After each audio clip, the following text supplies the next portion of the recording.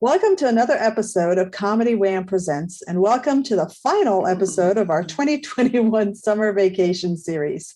We've gotten to know comics from around the world who performed on our isolation comedy online show in 2020. I'm your host, Valerie, and sometime co-host Ms. Purrington will join us if she damn well pleases. ComedyWham.com is your place to go for features about mostly Austin comedy. You can keep up with us on Twitter and Instagram at Comedy Wham, on our Comedy Wham Facebook page, or follow us on YouTube. In addition to podcasts, Comedy Wham brings you articles, album reviews, live shows, and an events page for live shows in Austin and Houston. If you're a comic in those cities and want your show featured on the calendar, go to the events page and click Submit a Show to complete the short survey. Now let's get back to our podcast. Launched in 2016, the Podcast Project brings you funny people and their stories. As a fan, I like to delve into a comic's background and motivations, and we usually take a detour along the way. Consider the interview a way for you to get to know the folks that make the Austin comedy scene one of the best in the country. And if you like this podcast, be sure to rate and review us. Today, we are talking to somebody who is based in Houston, so we're bringing it closer to home for our final summer vacation podcast series. A couple of things about this comic who is incredible.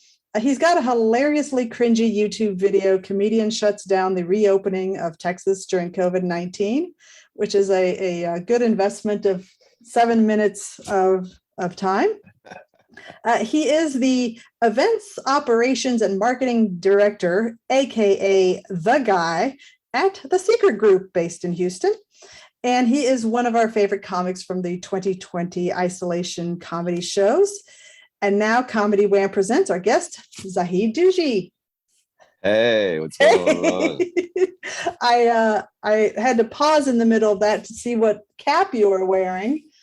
So you're representing Terry Black's Black's Barbecue. Oh. Very nice. Oh yeah, so good. I ate so much there. I had a beef rib the size of my fucking arm there. It's great. Oh yeah, those are gigantic. Zahid, I am very, very happy to finally catch up with you. It has been a whirlwind trying to catch up with you, and you are somewhere in California right now, I think. Yeah, I'm in Sacramento right now. And then you're headed off to Chicago, and then Chicago in the morning, and then New York next week. Oh my goodness. Holy cow. Yeah. Okay. Well, then I'm really, really happy that I caught up with you. Well, I'm happy we're able to do this because I'm such a fan of the support that you give comics and stuff. So this is, thank you. This is neat. You know, I've been trying to do this for a while, so it's cool. Yeah. I have an official icebreaker question, and then I'm going to tell you a story about watching you during the online shows last year that we had. So my official icebreaker question is one word to describe your past. Ooh. One word to describe my past. God, that's so loaded. Everything. Yeah, let's go with loaded. God. It's my favorite Velvet Underground album too. Loaded. Well, that works. Yeah, he said it was loaded. He called it loaded because it was loaded with hits, and it was by many a commercial flop. So I think that maybe resonates with me. Fucking bangers that go nowhere. It's funny that you say that and that you're so self-deprecating about that, but anybody, like, you know, obviously we're Facebook friends, and anytime unfortunately we are. I'm sorry. it's all kidding. Cats. It's all cats for me. Everybody adores you. So I have a feeling that your commercial success is, I think, part of this thing that you're doing is part of kind of hitting a commercial success. But everybody adores you. And I think it's because you are hilarious, obviously, but also because you have nurtured the Secret Group in Houston, which if anybody doesn't know what the Secret Group is, it's not a group. It's a comedy venue, and it's very well respected, and you have a ton of shows, as I now know. yeah. Thanks. I mean, I just want to say, I mean, I can't honestly take most of the credit. I mean, Andrew Youngblood and Stephen Brando, who now lives in, I believe, Milwaukee. But I mean, they are the original co-founders, and I was just part of the original team. So it's a group of people. It actually started off as it's named after when we started doing comedy, all of us together, sort of at the same time. There was no real semblance of a scene to be had. So a lot of us, we're all hanging around these same venues, but none of us were really friends. And then all of us became like, when we started in like 2014, between like 2013 and like 2015, this like class of comics, there was no real scene going on. Because it's so funny, like, Louis C.K. recorded his first album in Houston, and Houston was like notorious for having like all these clubs. Joe Rogan and all these guys would come down. They're like, Houston, Dave Attell, this is the fucking city. And then it had become sort of, all these clubs closed and became like a tumbleweed city, basically. This is a long-winded way of saying, when we started, I realized my brain does not work after last night. Sorry. But when we started a secret Facebook group, and it was called The Secret Group. And then when we tried to name the venue, we're like, well, let's just call it this. And that's great. Well, the whole asking a word from your past is meant to go back to, your early days. And I do literally mean your childhood. Okay. And that's why I really enjoyed listening to, and I feel so terrible. You did a podcast with Pat Thomas. I remember the name. I just do not remember the title of the podcast. And it was called Wasting My Hour with Pat Thomas. I know for sure that wasn't it. He's great. I love him. And your background is very musical, it sounded like. And I found that really interesting. And I have a bias about comics that have a background in music or have a lot of exposure to music. And all of that means nothing, because what I really want to ask you is, what role did comedy have in your childhood? Oh yeah, it was crazy. I mean, I used to watch stand-up all the time as a kid. I fell into it so accidentally that when you look back, you're like, oh, that makes sense. But it's not something that I was like pursuing or trying to pursue. So when I look back, I still remember one of the first specials I ever watched was Ellen DeGeneres' special, when she had just come out as gay, and she was wearing this fucking shirt with like a moon on it, like a full moon on her shirt. It's an HBO special. And anyways, a lot of stand-up as a kid. John Leguizamo's Freak was super important. It was like one of the best things I ever saw. The more I watch that, or I look back and I watch it, I'm like, this guy is like a genius. Like, it doesn't even make sense to me how good it is. When you say you were watching a lot of stand-up as a kid, I mean, I need frame of reference, because my son is, watches a lot of stand-up, because my hobby is comedy. I mean, are we talking before you were 10 or as a teenager? Yeah, before I was 10. Wow. I think stand-up's always been cool. I think it's actually like less cool now, but unfortunately. But it was always attractive. I remember when we would also watch Seinfeld as like when we were little with like our parents, and I didn't really understand the in-between parts, like when he like did stand up. Like, I didn't get that. I was like, what does he do? But when I was little, I told my brother, I must have been like 9 or 10, but I told my brother, we were driving in a car, and I went, I go, what's the deal with yellow lights? They want you to slow down, but people speed up. And I think that might have been like and then when I told I know, it's so good, you can't even wrap your mind around it. I know. And my brother when I told him I started doing stand-up, he's like, boy, do I have a joke for you. And he was like, what's the deal with the other light? And so to this day, my goal is to get on TV and close on that joke on television and then tell him to go fuck himself. It would just be like a 20-year long joke.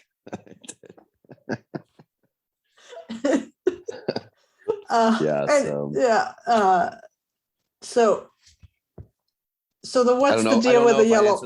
I don't know if I answered the question. Yeah, I have no idea. I don't even remember the question, to be honest. That's why I call this a conversation, not because it just goes all over the place. So I want to tell you the story about watching your online show. And I don't know how many online shows you ended up doing, but I knew your reputation, that everybody adored you, and you were with a secret group. And I had to go pick up my boyfriend at the airport on the night that you were doing our show. And so I literally was driving to the airport, and my son was holding the phone so I could watch. Oh my God, that's so funny. Because you're so funny. And this podcast only goes out by audio, but much like that show, you were lying in bed. So now I'm starting to think that is all you do. This is my dream job. My dream job is, I would love to do a set where just John Lennon style. I sit in bed and people come into my room. I tell jokes, and much like a king, I then shrew them. I motion to them for them to go away. And I'm done with this set. This would be, and then somebody comes in and gives me a sandwich, and then no one talks to me for the rest of the day. That would be my ideal comedy show. I can see it. By the way, I've said this before, and I'll say this again. The only part about comedy that I don't like is that an audience is there. I do not need them to be there. I do not. I might be the only comedian that does not require an audience. It actually is a disdain of their presence. That's going to make it really tricky for you, Zahid. I know. Now you understand my predicament. Yeah. That's quite challenging. Well, I guess one of my favorite specials is Chelsea Peretti's. I don't know if you've seen her special. Can't remember the name of it. But one of the funny things is she will do pans to the audience, and instead of being audience members, it's stuffed animals or really random things. So it can obviously be done. So I believe in you. I remember. Thank you. I remember when that came out. I remember that came out. That was such like a funny thing. We were all talking about her doing that because that was such a unique, funny thing. I was just running this idea by my friend Caleb Lemon, whose house I'm in and who I'm on tour with here. I wanted to do. This is a really bad idea, but I want to do it. I want to do a one-on-one comedy for one person, like where there's a big stage and then one seat in the whole audience. Go ahead. Everyone. The show is an hour and a half long, but you get to pick 15-minute slots. So people come in, and we do the show normally, but it's for one person at a time for 15 minutes. I really want to do that. Yeah, I was going to say that I would 100% go to that show because I don't like sitting around people. So, there's something for everyone. And so, yeah. Yeah. I think one person is the amount of audience members I can tolerate. One person. Like anything more, it's too much. I wanted to say too that one of my favorite memories from the online shows was with I've told this to Colton before because Colton was hosting a bunch of them, right? Yeah. Maybe all of them. Just about all of them, yeah. I remember one time because we had done a few of them, and clearly the pandemic had like taken us over, like mentally. Because one time Colton was like hammered, and he started the show, and he goes, "Welcome, folks, another fucking Zoom show." I laughed so hard, man. That made me laugh. Welcome, folks. Here's another fucking Zoom show. It's like one of the funniest. I had to like mute my mic. I think I was like laughing so hard because he was having such a good time and he was clearly like losing it. Yeah. Oh, it made me laugh so hard. Fuck.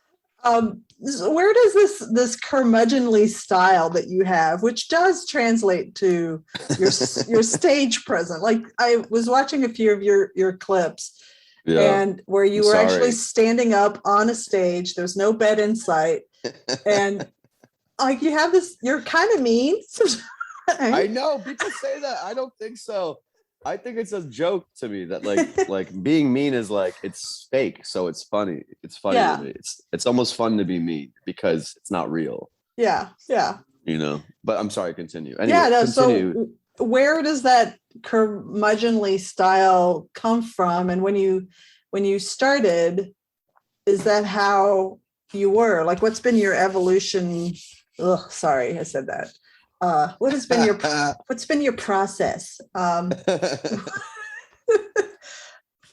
Actually, yeah, I was going to say actually, because I just, I feel like because this is our last, so I kind of feel like Colton right now, because all summer long I've been interviewing comics, and I'm letting loose and I'm feeling very Colton. It's like, it's another fucking summer vacation. That's my favorite. Whenever it gets to that point, when it gets to the breaking point where I think maybe the question in this situation is the answer.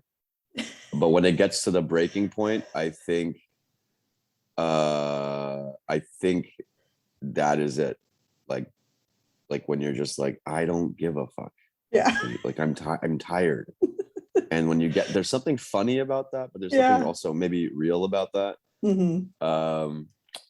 I think, I don't know. Yeah, I think like you're never more, or you try to be as true to yourself artistically or comedically when you have nothing to lose or whatever. When you're like, whatever, like what doesn't matter. And then there's something that funny or good that comes out of that. And maybe in music and art too, So. Yeah. I mean, Van Gogh fucking cut his own fucking ear off. You know what I mean? And that's how I feel as a stand-up. I'm like, I don't even want to hear this. I don't even want to hear what I'm saying right now.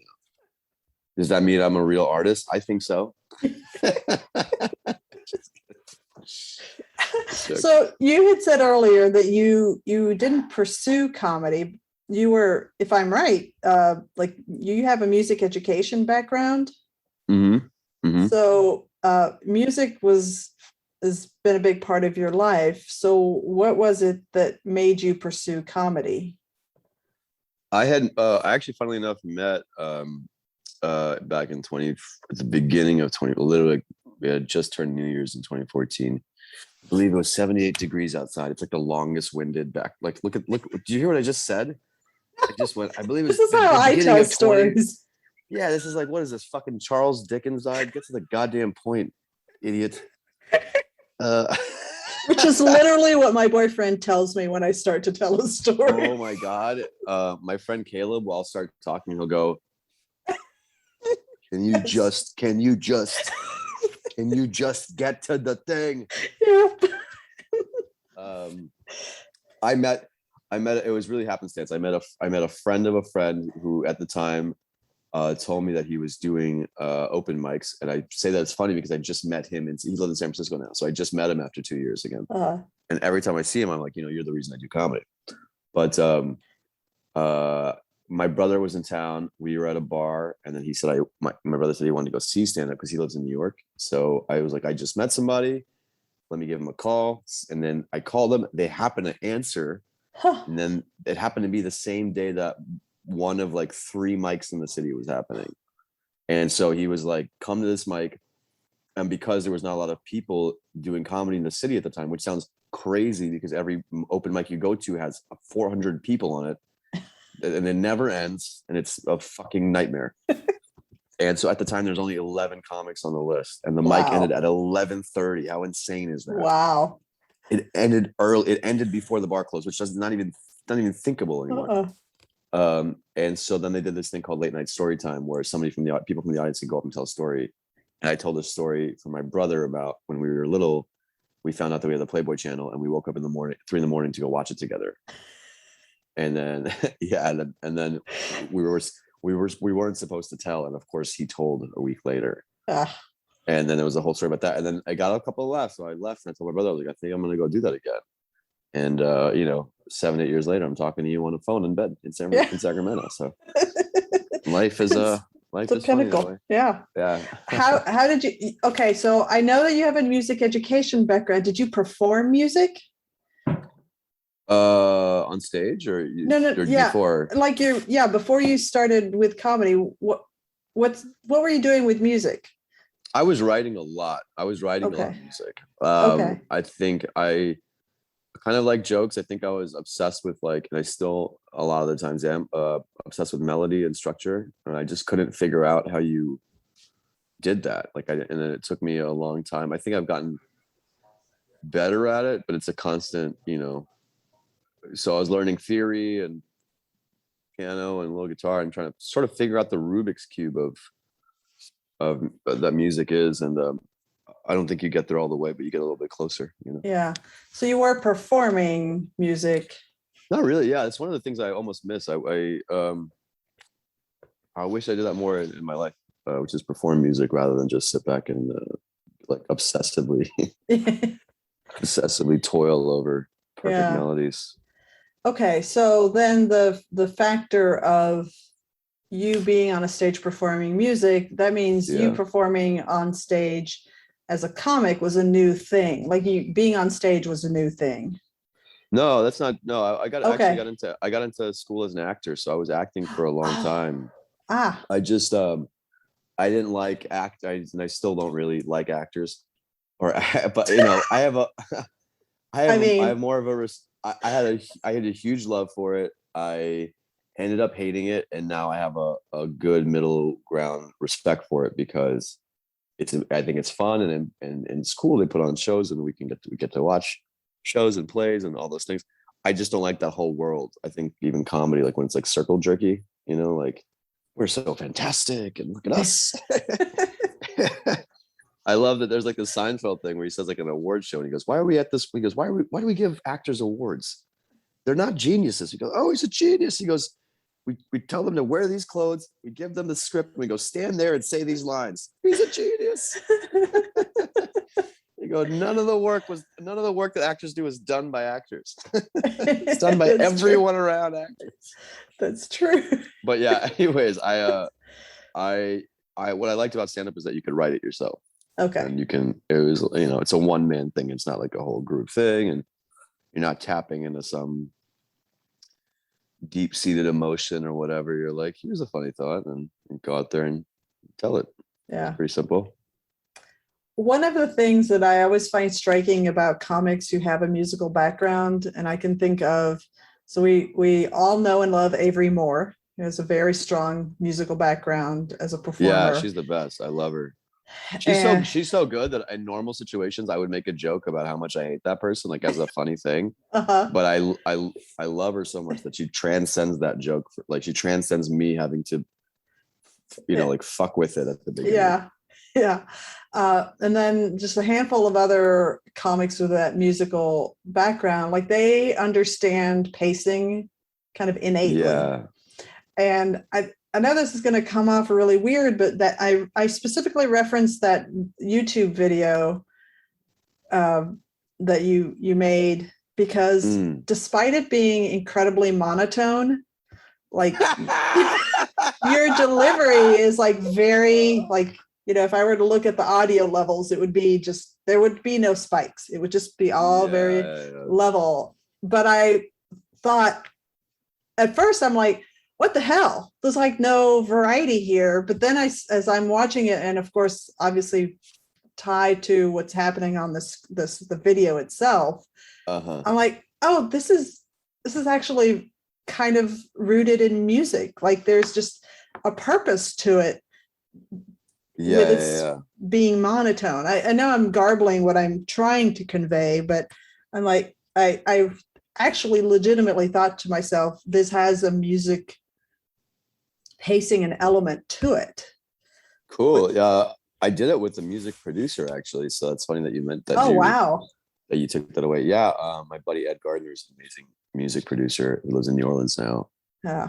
We've been working on some projects together, and then we were working on a lot of comedy stuff because he's also tapped in, or was tapped into, the Houston comedy stuff when he was here. And I mean, the reason it was, I wouldn't say it was intentionally monotone, but what we were trying to do is, because so much of the information is important for that, because it's 8 minutes long. That's such a long time. Yeah.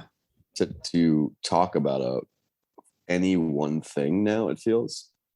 So I feel like it was to not get too distracting, you know, because there's also like the video, and there's just a lot of information to convey. So I thought that it was better to just speak it, and then hopefully like you can drag the listener in rather than trying to sell them on it, which is something that we were trying not to do. So yeah, no, it was, I highly recommend anybody who's listening to go check it out. Thank you so much, though. I'm going all over the place here. That's okay. That's how conversations with me are generally. So yeah. You started off in 2014, and what is it? You did mention that the part of the reason that you liked it is because, you know, you get to write stuff, but was there something else that you was what was dragging you back to the stage? I mean, you apparently don't care if you have an audience. Well, I'll say it this way. It's like, this is like I don't mean this to say this in a cocky way, but I do think it's an honest thought. And I do feel that 90% of comedians should not do comedy because they're not comedians in their bones. Yeah. And what I mean is, I don't try to get out on a basketball court and dunk, because that would be fucking insane. Yeah. And I think that some people are drawn to comedy for different reasons. And I think some people have to do comedy because they're wired like that inside. And I remember listening to this, All the Smoke. It's a basketball podcast that my friend just introduced me to a couple last year. And Tracy McGrady, who's a former Rockets player, they were talking to him, and they were like, you know, when you were playing, you're like one of the hardest people to guard. You're such an offensive beast. And he's like, and they're like, how did that happen? And he was just like, he said, he goes, man, just God-given talent. And he was like, when I was 17, I could throw 60 yards on my knee. And do I mean, hey, I'm the funniest person alive? And no, absolutely not. You're always striving for more. But when I saw comedy, I was like, I fucking know this inside. Yeah. I just have to get better at it. And I still, it's the same thing with music. It's like, you still want to get the melody right. You're still trying to click this Rubik's Cube. But I do think that internally it makes sense to me at a baseline level. Whereas some people, I watch them and I'm like, sure, you can construct a joke or you can do this, but you're not, unfortunately, you suck. I know that sounds really mean and really cocky to say, and it's how I feel. And so what am I going to not feel that way? Yeah. I can't help it. I can't help it, you know? Yeah. So was it a matter of you felt that way from day one, or you had always felt this way, like even before you got up on that stage to tell that first story? Yeah. I would say it's kind of like finding somebody that you like. It's like a relationship. Like when I found it, I was like, oh, I love her. It's like, I don't know anything about this person, but I know that I love her. Yeah. And so comedy was, it's a really, God, I hated that I just used that goddamn analogy. So then, given the limited stage time that existed in Houston for comics, or, you know, for new comics, how did you, you know, get those hits? I think that was just like all of us. I mean, you just keep going up. You just keep going up. You know, the saddest thing for me really quickly is that comics that are really, really good that I wish kept doing it, they always stop doing it. And comics that I wish would stop doing it always continue doing it. I was just thinking about, when you said, how did you, I think that I've seen great comedians that ended up stop doing it because of how much it takes your time. So it's like you would go up, you just kept going up, you keep going up, you keep going up. You like wherever you can find it, you go up, you know, you're like this mini little drug addict, along with being a regular drug addict. Yeah. Most comedians, along with being a regular drug addict, are addicted to comedy. Right. And I've done every show, every fucking venue, bowling alleys, senior citizen birthday party. You know, I did a show once for a beer. There wasn't even a person in the audience, which I would love. But when I started, I'd waited for an open mic for so long that everybody had left, and there was just a beer on the table, and the bartender was cleaning up, and I still did my set. It's like you do it. You know what I mean? Like you do it. So it's like I don't think you really get it. I think you just you get closer to it. Yeah. So I'm very interested because it sounds a lot like the Houston comedy scene was where Austin was in the early 2010s, where, you know, it was a relatively small scene, and then it just started to blow up to what we see today. Yeah, man, I could see that. Did you have, other than the Secret Group, did you have a hand in starting to create your own shows or starting to do your own open mics so that you can kind of add to the stage time that was possible? I was given there was another small theater in Houston at the time called Beta Theater. And Beta Theater was sort of this, I mean, it fell to the wayside a couple of years ago for a litany of reasons. But it was a cool hub for like alt comedy. And I mean that in the grandest sense of the term, like sketch, improv, weird theme shows, some stand up. It was like a lot of, and so there's a small group of people there, and they gave me my first show, which was like the triple header. And it was just me presenting 3 comics doing 20 minutes. And at the time, not a lot of comics were getting that much like 20 minutes of time to do. Yeah. And so I was treated pretty shittily when I started Houston, like in comedy in Houston. So that theater was a place that was always giving me opportunities. And then Austin was the other place, because Austin was like the first. That's why I met Avery and stuff, and a bunch of Austin comics. I would go there all the time because I couldn't get as much work in Houston. So yeah. Okay, so I like to focus on the negative. Do you think that you were treated shittily because you were going through that whole rite of initiation that all new comics get, where they're treated kind of badly, or was it something else? I think it was a confluence of things. I mean, one of the things that Houston was really at the time, I think that there was an old way. There's a transition of the old way of thinking about comedy to the new way of thinking about comedy. So a lot of things that we now have labels for or have worked through, misogyny wise, diversity wise, mentality wise, like we've come out stronger through it, and we're all more respectful of each other. Okay. But when we started that, I don't think that respect was there, and it was sort of like it just felt, I feel like people at the time were doing a version of what they thought they were supposed to act like. Like, we're comics, we're supposed to do this. And I'm like, or you could just be a fucking person. And we know that, right? We know that now because we've gone through the mistakes. Austin, being the goddamn liberal haven bubble bullshit thing that it is. This is what I'm saying about mean. It's like funny to me, Right. It's like there's truth there, but I'm like, it's fun. I like it. Yeah. Austin was supportive, and I, because I didn't live there, didn't have to deal with the internal clique stuff that I found out later. It's the same side of the same coin, Austin has its own cattiness. Houston had its own thing. Houston was more bro-y about it, like. And Austin's Austin, and so it's more like subtle and cliquey that way. And so I don't know. I don't really like. I just think I think we've learned so much about how we all feel about each other, like through internet culture and stuff now.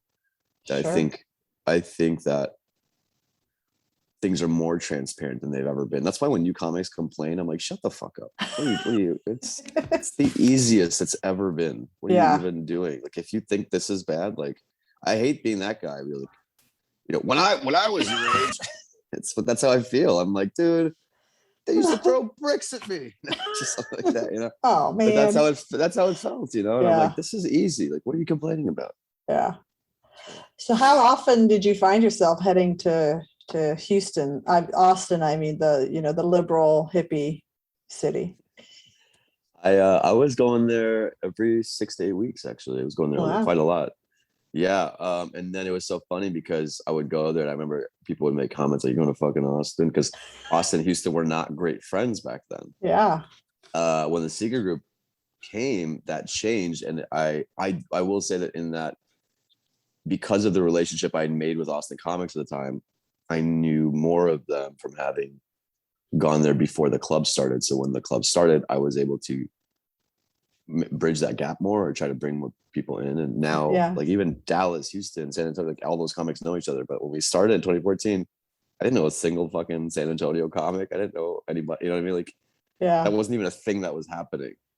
But I would go there every 6 to 8 weeks roughly. And then Velveeta Room, Mario gave me my first hosting weekend at the Velveeta Room, and that was the first hosting weekend I ever did outside of Houston. Oh wow, cool. Yeah, which was nice. I had to headline it headline the club last weekend, and that was a very special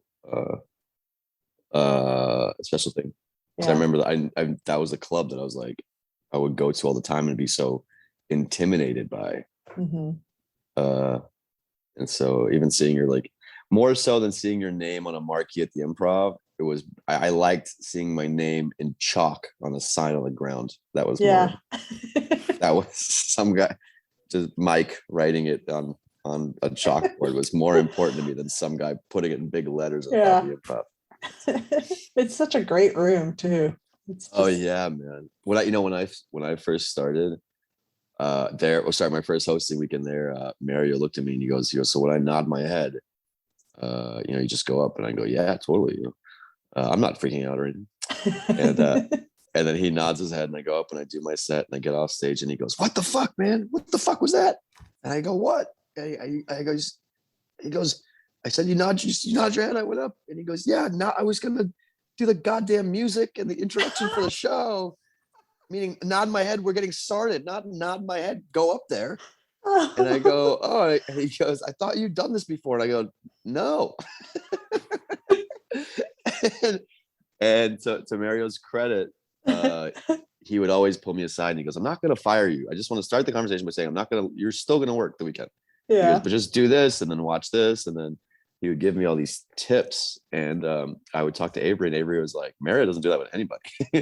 So wow. Mario was like always kind of helping me hone my hosting, which I owe him a good amount of credit for. Yeah.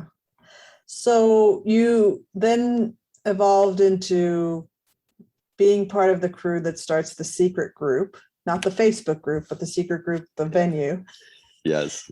And was that, well, actually, tell me how far into your comedy career that was. Thank you for calling it a career. It's all about the journey. I had left a job. So my friend Steven Brandow, why do I keep fucking, it's Brando. Why do I keep, you ever like say a word and it just loses meaning? Yes. And that's what's happening in my head. I'm like, am I gaslighting myself into thinking it's pronounced differently? It's Brando, Steven Brandow, the guy that I've known for so long, whose name suddenly I can't fucking figure out how to say. He had told me, we went to go see Julian Kessett from the Strokes. We went to go see a concert, and we're outside smoking a cigarette in the middle or something. And he goes, I'm thinking of starting a club. And I went, yeah, the day you start a comedy club, I'll leave my job and come work for you. Said like sarcastically. And then the next year he started one, and I did that. Oh. I started, I remember we came in, it was right around, I was 3, maybe 4 years in. So right in the middle. Wow. And I remember coming in, and you did bitch work. Like when I started, it was only 3 of us. We didn't have anybody. So I was painting ceilings, I was sweeping, I was putting the marquees up. We didn't even know what we were doing. Like we literally didn't know anything. Like we were so excited to start the club, and then the club opens and you're like, what do we do? We have to like fill the calendar now. And like we were like coming up with show ideas, and it was just like, it was like we're trying to save the rec center, like one of those things in a movie. We're like, we got to save the rec center. No clue how to do this. And so, over the, I didn't even know how Photoshop worked back then. I literally learned Photoshop oh my gosh. through my job. It's just wild how much stuff with comedy I've learned over the lot. Working there was like a comedy boot camp. Like I got all aspects of the business. I think it would take maybe somebody like 10 years what I learned there in like 3, just because you're doing it all the time, every single day, every waking moment. Yeah. No, I mean, I think of the people who have been part of opening up clubs, and I think everybody who is in comedy knows that David Rodriguez right now is like that's the hot thing of starting a new club, because he just started the Comedy Fort, and watching that. But he's got more than 3 years of comedy experience under his belt, so he's had time to learn and observe. I can't imagine. I mean, on the one hand, it's good to not know anything, because then you're just a blank slate and you figure out how you want to do it. Totally. But the thing that he's smart about is he opened up, and by the way, I'm excited. I'm going to do the room in October, so I'm stoked for that. That's awesome. I went to Colorado, went to a show. It is amazing. It's as amazing as everybody. Yeah. I'm excited, great, man. Well, he was smart enough, from what I understand, to open up a room with 1 room in it. Mm-hmm. We opened up the Comedy Store for Houston. Like it's got a 80-person black box, a 250-person showroom, and then another bar in the front. It's like we're so dumb that we didn't like, in retrospect, it should have been so much smaller than it was. It didn't need to be that big. It's like not knowing how to drive a car and buying a goddamn like fucking 18-wheeler. That's how it felt when we were like, this is too big. We fucked up. Yeah. So I think in retrospect, I think we had to make it work, because we realized too late that it was too big. Yeah. But on the other hand, you can bring things like, I know people have different opinions about this, but on the other hand, you can bring something like the Skankfest Festival South to the Secret Group. Yeah. Because you have the multiple rooms. Right. The thing that I also hate when people are like, can you believe blah, blah, blah. I'm like, dude, it's a fucking business. Do you not want us to make money? Yeah. Even if you hated the act, whatever you like, it's keeping the doors open, you idiots. Right. It's like, like, what are we doing? Like, however you feel about it, not whether you like it or hate them, however you feel, you should be happy that there's business coming through a venue. Because the other option is less business. And that it's essentially a homegrown business. Everybody knows you. You started comedy. You kind of grew up, put your paces in, and now you're part of running a venue. So it's like, why? But their mentality is like, let's say like, I think the mentality is like, if we don't host Skankfest, then they won't ever find another venue ever. That's it. If we don't host it, it's going to go away. Yeah. Like, it's so crazy to be like, we're the thing propping it up. Like, if you're one of those people that's like, can you believe that? Like, they're just going to go somewhere else. It's like, nothing's going to change. Yeah. Why are you mad about this? This doesn't affect you at all. Yeah. Like, and the wild thing is with comedy, so because I'm so intimately involved with our events calendar and maintaining, all the entries that come in. It's that sounded like you fuck your calendar. Intimately involved. I feel like it sometimes. It's a very dirty relationship. So intimately involved with my calendar. There's a million goddamn shows a night. Zahid. And so it's like, I know. how So do you much. have the brain capacity to be mad? Because the next day there's going to be 100 new shows. And well, that's no, you're completely right. Like, honestly, like, and that's one of the things I think is a learning lesson too, which is like anytime that there's like uproar or like, you know, people are like, I'm like, as soon as it's done, they forget. So why are you like, yeah, I'm not worried about it because come December, literally no one will. Yeah. Like, unless something happens at the festival that, you know, Yeah. you get some fucking Hinchcliffe shit or something happens, and it's like, okay, I'm sure then we'll have some reason to talk about it. But if the festival just happens and nothing, you know, crazy goes off, Yeah. it'll be forgotten about by December. No one will even be talking, you know. So I have learned that, like, when people in comedy are like lynch mobbing in whichever, whether they're right or wrong, whatever side of the thing that they land on, it just goes away. So it's like, just, you know, you don't have to pay it any more attention than it needs. Yeah. I think there's still a little bit of pain with the thing that happened in Austin with Tony Hinchcliffe. And I'm not going to go into the, like, how do you feel about what happened? But I am interested because you are running a venue. What I noticed about all the shows after that one and after that blew up is everybody did the lockdowns on the phones. And as a venue, obviously you heard about what happened. Did you as a venue? No, what happened? No, not gonna. You can listen to my other podcast where I went into it. It was crazy because, like, I had scheduled an interview with Brandon Lewin, who runs Big Live Comedy, and that was the show under his, you know, his Vulcan Gas. I had scheduled the interview with him like the week after that happened. So we ended up spending so much time talking about it, and you can go to that episode. So, well, okay. I might do that. Yeah. It was crazy, but I started noticing because I log the headliner shows. I started noticing everybody had we're going to lock your phone down. Yeah, I mean, I do think that that's a good thing, because I guess in so many ways I do have to address the Tony thing in order to make this point. And to be honest, I'm just over talking about him. That's why I'm like, like, I'm just done having that, like, thing with him, because it's so fucking infuriating what he did and how he doesn't get it. But I do think that at the same time, you don't want people recording sets that are out of your control. You don't want that. I wouldn't want that, you know.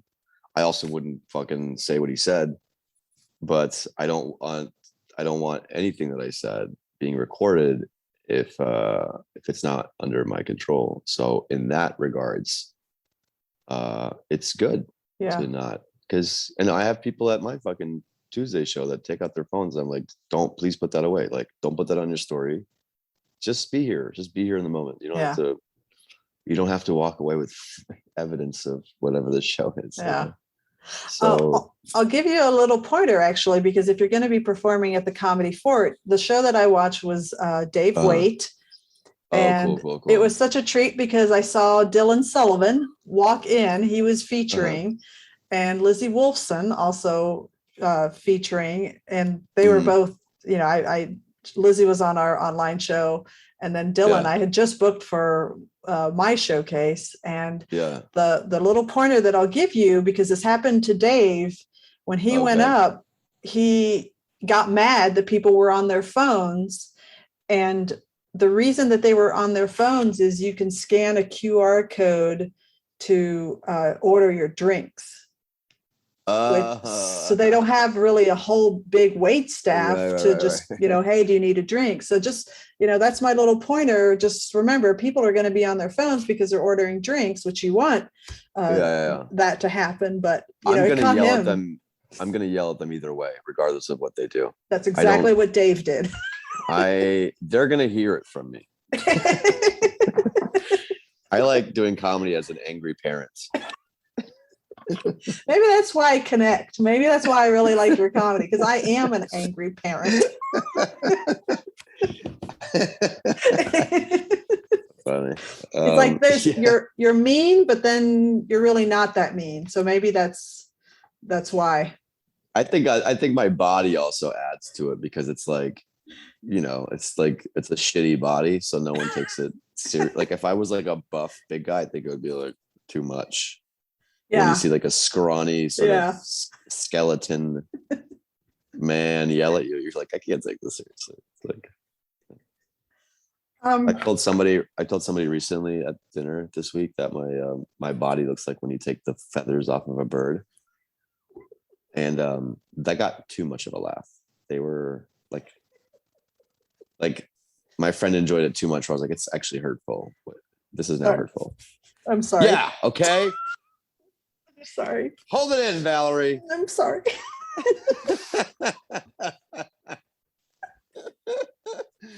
It got that response. So I have to go now. Oh, before you go. Yes. We are starting to get close to our time. I don't want to monopolize all of your recovery, time. But there's a couple more things that I want to cover with you. And one is you're on this tour, and one of the things that you had mentioned in Pat Thomas's podcast, the name of which I cannot remember, but I listened to the entire thing and loved it, was how you do a lot of touring, not necessarily touring, but you travel to go perform comedy. And, is that what was it about doing that pulled you into? It's everything. It's like I was just like drunkenly chewing someone's ear off about this last night. You wake up and you're like, what the fuck did I talk about? You end up paying all this money to submit to all these festivals, $20 here, $40 there, out of every 5 to 7 festivals comics will submit to, they get into maybe one. So that's like, you spend $200 at that point submitting to a festival. And you get into that festival, you got to buy your own ticket, fly there. And I keep telling people, I'm like, you can just go to that city. You don't have to, you can just go there. You don't need this festival validation. Maybe you do, because I guess I've done a couple of them, and now I'm like more selective about what I submit to, and rightfully so. I think if you've worked your way up, but I think traveling is so important because different parts of the country are different. So you will learn how to hone your act better. And then as you travel, you get inspired, because you're not just, comedy is like experiences. So it's like, if you're at the same place all the time, doing the same fucking audiences, talking to the same people, it's like, you're going to be one very singular mindset on what you think comedy is, because you've done the things that are familiar to you. Yeah. It's like, I think headliners get better over time, not because they're better, but because they're headliners. And they're headliners because they're better, but then they're better because they're headliners. So they're seeing more rooms, they're traveling more, they're seeing more things. So that act is they're getting an hour every night for a whole weekend. So 5 hours in a weekend around the country. It's like, you better fucking get better. That's what we're paying you for. So I think if you're really trying to like make the leap up, I think you have to travel. It's like a necessary thing, even if they're not booking you. Like no one's knocking down my fucking door to come out to Cyrus, California. I have to, no one's like, we got to get Zahid Dewji. But you do that so that you can advance your skill set or whatever the fuck you're working on. Yeah. For a person that has always lived in the same city and only seen that city, I can certainly attest to, once you start traveling outside of that, go, to across the world, across the country, you definitely become a more learned person. Yeah. And every city sort of has its style too. Like, in Chicago, I've noticed Chicago, a lot of times people yell their punchlines, take the mic further away and they yell the punchline. Austin does a lot of like what I call cool mom comedy. Like, what's up, you guys? How are we doing? And I'm like, you guys know that you don't have to do comedy ironically. You can just do it. And Houston's very aggressive in its nature. You know, it's like I remember I did a show once, and then Jay White, I thought I did great. And I had like him out. I was like, that was a good set. It's fucking not a good set. And then Jay White, it was at a Cold Town Theater, yeah. And he came outside and he goes, you know, you don't have to fight the audience when you get up there. They're on your side. And he goes, and he was basically saying, like, you have the Houston on you. You got that Houston, like, it was reeking of Houston. Yeah. And you know, California is very, like, a lot of act outs, a lot of weird stuff versus, I'm not California, LA. You know, so everything has its, like, you can sort of see the styles that are formed in the pockets of places that have stayed when they've stayed there too long. Yeah. So. Very cool. Okay, so what I have been doing with the summer vacation series is talking to people across the world and asking them to tell me what we should know about the comedy scene that they represent. So we already know that Houston likes to fight with its comedy. Is there anything else the audiences don't get nuance in Houston. So don't come here with your fucking subtle shit, which is one of the things I hate about Houston. But they do want tighter, compact. You gotta fucking throw it down the middle for Houston audiences. They're not the dumbest, but they're not also the smartest. Okay, I have to clean up that up. But it's made me a better comedian. They have made me a better comedian because I've had to. They've also made me a worse comedian. So I don't know. Well, that's why you go to the other cities, though, so that you can. You know. Yeah, exactly. Now it's come to the point where, like, if I write a joke, I'm like, that won't work here. Like, I already know that line won't work. Yeah, I think so. You know. Yeah. But maybe I feel like this is arrogant to say, and I'm not trying to. These are just my thoughts. I don't, know 100% of what I'm talking about. I'm just, so I don't want someone to listen to this, and been like, this guy fucking thinks he's no, it's just, these are just thoughts that you think and you hope that you're correct. Yeah. I don't know. Well, most of the people that are listening to this, they all know that I like to pump up the comics. So, I think it's a byproduct of, I let the comics think that they are the smartest person. And oh, Valerie, every comic ever already thinks that. Every comedian ever.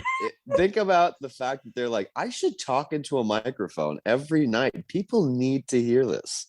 That's how comedians in their stupid fucking heads, like, the fact that they even think that their thoughts are worth sharing is insane. It's crazy. Wild. Yeah. So, this is why I'm always torn in between telling you too much and not saying anything at all. Yeah. So. Well, the other part of this summer vacation series is, and what I love that we opened up the calendar to the Houston scene. And thanks for that. Yeah, you can thank Brian Gendron for that, because he said, man, I wish we had something like what you have in Houston. And we, started doing that. And what I have loved seeing for many years, but it seems to be more noticeable to me now that we see what happens in Houston, is this, it's a very easy transportation hub between Austin and Houston comics. I love seeing when an Austin comic that I love is doing a show down there, and it's same. Yeah, I love when I see you coming up here, and I don't know the Houston scene as well, so that's where you're going to educate me, and that's part of this series, is who are Houston comics we need to be paying attention to. There's a good handful of comedians that I love right now. My favorites are Andrew Youngblood, who's one of my best buddies, who's on his opening for the old Mark Normandowski at Arlington this weekend. Nice. Yeah, man, I was gonna do that, but I'm fucking here instead. Tre Tutson, Victor Tran, Grady Pruitt, Radu Bondar, Mykal Dédé. If they're a man, you're gonna in Houston, boy, are they doing well. Yeah, I have noticed that, Zahid. I know. We're racially diverse. You guys are gender diverse. It's fantastic. We're like, check out all these different types of men. And you're like, look at all these white people that are gender fluid. And we're like, all right, whatever. And somewhere in between, there's some truth, you know? Oh, you're going to get a lot of hate mail, Valerie. Oh, I'm sending it all to you. There's some newer comics that I think are Bob Morrissey is one of them. I mean, not a newer comic in the first group of people whose comedy I enjoy. I feel bad because you always feel like you're leaving people out. And as soon as someone asks you to mention, you're like, I forgot everybody I know. Well, I'm going to do you a solid. I'm going to tell you, no matter what, Andy Huggins is on the list. Absolutely. So. Andy's like the fucking GOAT, dude. He has this amazing joke I love so much. He goes, I love so much I forgot it. God damn it. Oh, he's afraid of falling right now, like on the street. So he wears a helmet and he goes, but I don't want to look stupid, so I carry a skateboard too. Something along the lines of that. I love that. I butchered the joke is what I did. Yeah. You get it. It's okay. I get it. Yeah, Andy's been a killer, before I was born. So he's fantastic. Bob Biggerstaff just moved back to Houston, and I love Bob. He's so funny. Highly credited guy. There's a newer crop of comics I think are doing really, really, really well too. Tess Vergault, Kaylee White. I think I saw this guy Royce Moore do a set recently. I liked him. But there's a couple of new comics that popped up during the pandy that are still doing comedy, and I'm happy about that.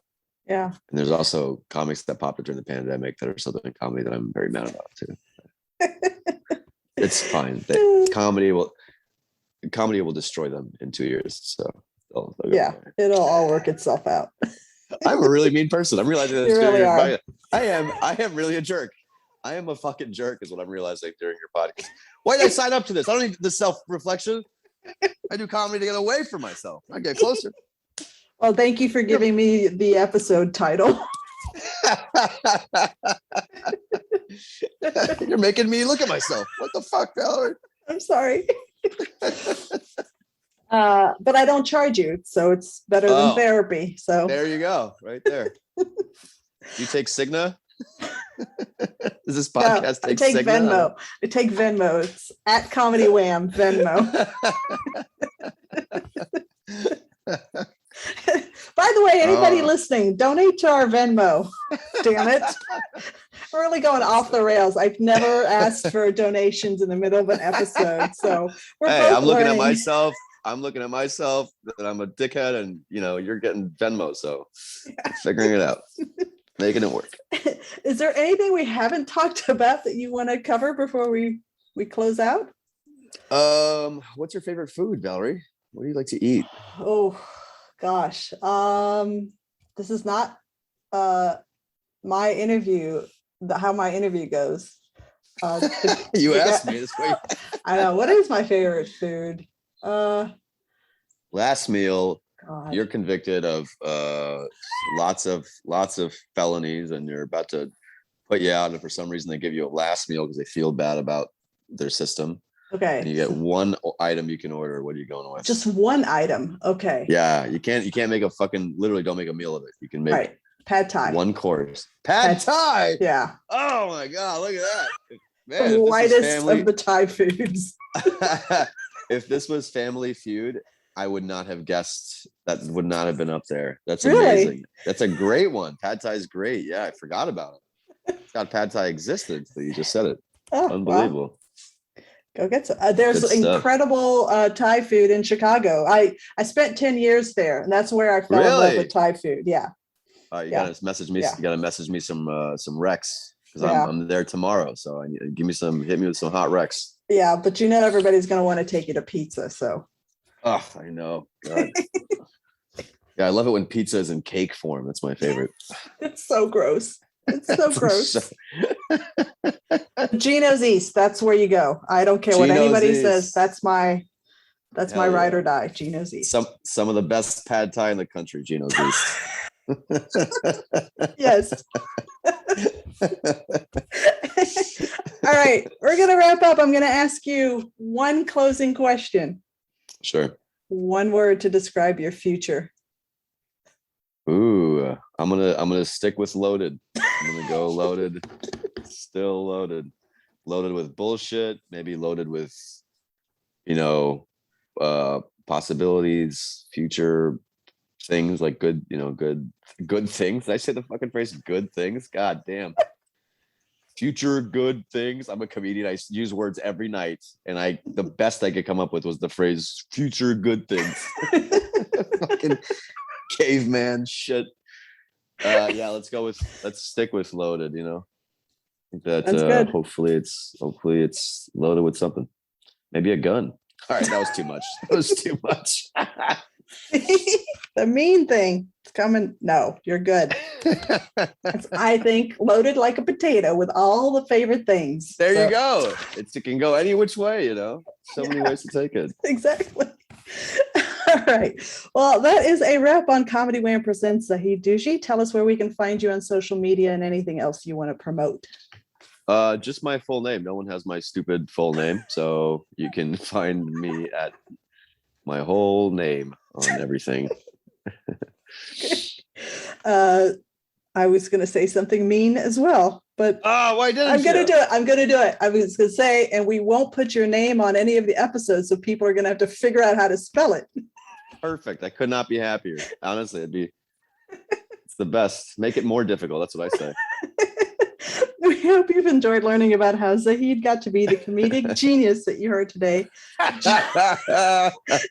Just as much as I have. This has been Comedy Wham Presents Zahid Dewji. I'm Valerie, and that's been funny. Thank you, Zahid. Thank you so much. This was a lot of fun. Thanks for having me.